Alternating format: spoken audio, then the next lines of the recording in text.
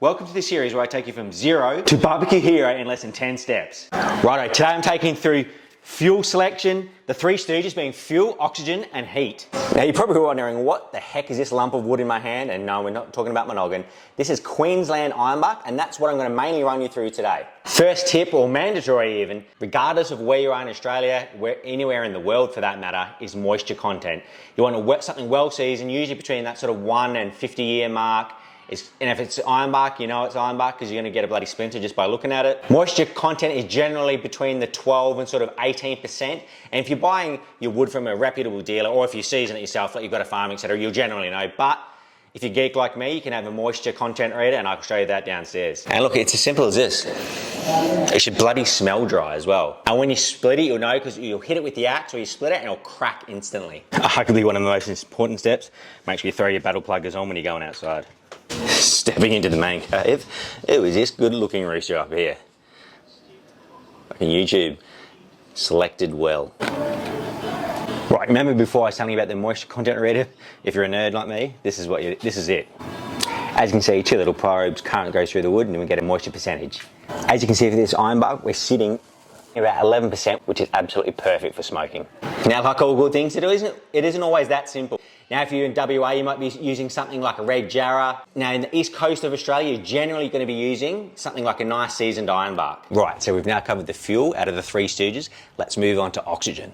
Right, like I said, we're moving on to the O2. One of the most important parts of this whole entire setup, because without sufficient oxygen, you're not going to get sufficient heat and you're going to have dirty smoke. So ensure all your vents to where your firebox are fully open. Now, when you're starting the fire up, have the door open too. If you've got more than one vent, crack that bad boy open. When cooking on the offset, I like to stack my wood up in a hashtag fashion or crosshatch. What this does, this allows you to have sufficient airflow around the wood itself, and a little bloody tunnel just to pump in your charcoal and to get the fire started. Right, so we're going to start with our bigger pieces down the bottom. This is going to be the base of the fire. Build it up and then slowly get smaller as you get higher, because these are pieces that are going to hit the heat first. They're going to collapse in on itself and light up the bigger pieces. As you can see here, my top piece is no bigger than about 1.5 inches or about 4 to 5 centimetres, about 4 centimetres, but you can go a little bit smaller if you like. Kindling size is perfect. Just remember, heavy bits at the bottom, build your way up to the smaller pieces at the top.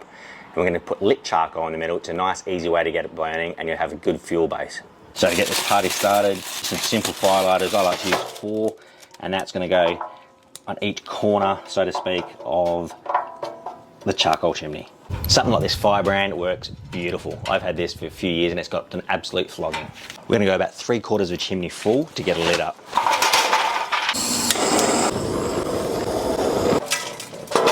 Alright, that'll take about 10 minutes.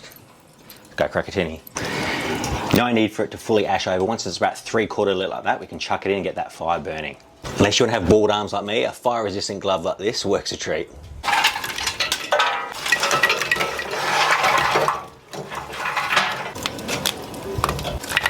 Now, I'll give it to you straight, I definitely went a little bit too hard on the charcoal, probably could have got about half that, but it will just get the job done.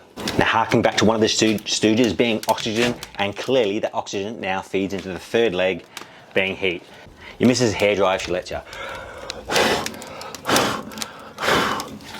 What you're doing there is you're just going to knock the ash off the top of the charcoal, and that will give you the ultimate heat, feed into the oxygen, and then that'll give you the best burning fire. Now, like I said before, especially in the initial stages of the smoker starting up, you can leave that door ajar, then you can close it once you get a nice clean smoke. All right, let's go see how this fire's going. As you can see, the wood's fully lit, heat's absolutely pumping, so you can now close that door. Now, continuing on with the 3 stooges, fuel, the wood.